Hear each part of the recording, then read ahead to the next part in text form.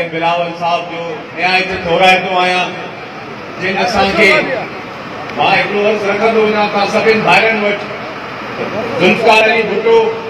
उहा शख़्सियत हुई जंहिं तव्हांखे असांखे हिन वोट जे हक़दार बणायो।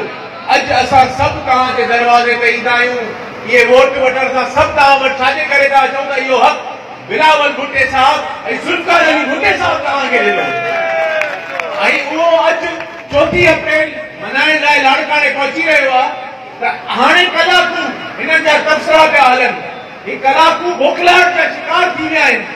हो पंहिंजे नाने जी वरसी मल्हाइण थो अचे तव्हांजी सरकार केरु कोन थो अचे त तव्हांजो साथ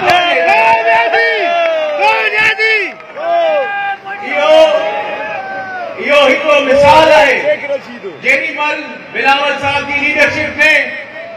तव्हां जेॾी महिल असां सभु निकिरंदासीं जेॾी महिल असां इस्लामाबाद निकितासीं त पोइ तव्हां परेशान थिजो पोइ तव्हांखे बुखलाहट थींदी कि तव्हांजे पोयों बिलावल साहब अचे पियो। असांजी पाकिस्तान जी हिकिड़ी उम्मीद आहे कि असांखे अॻिते आणे सघे थो त उहो बिलावल साहब आणे सघे थो कि असांखे कभी पावर मिलियो कभी भुट्टे ख़ानदान खां मिलियो।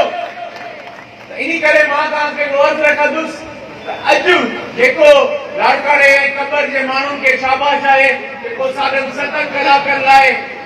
इंतज़ार में बीठा आहिनि इहो 7.5 कलाक चाहिनि असां 7 ॾियारा 7 हफ़्ता पंहिंजे चेयरमैन जो इंतज़ार बि करे सघूं था बुख ते वेही बि सघूं था ऐं हुन लाइ मरी बि सघूं था। इहो असां तव्हांखे ॿुधाइण था चाहियूं ऐं मां तव्हां सभिनि खे अर्ज़ु कंदुसि जेॾी महिल बिलावल साहब हिन प्लेटफॉर्म हिते पहुचे त हुनखे वधि में वधि हुनजे नारनि जो उनखे जवाबु ॾिबो ऐं हुनजो वालियाना इस्तेमालु कंदो। तव्हांजी वॾी महिरबानी।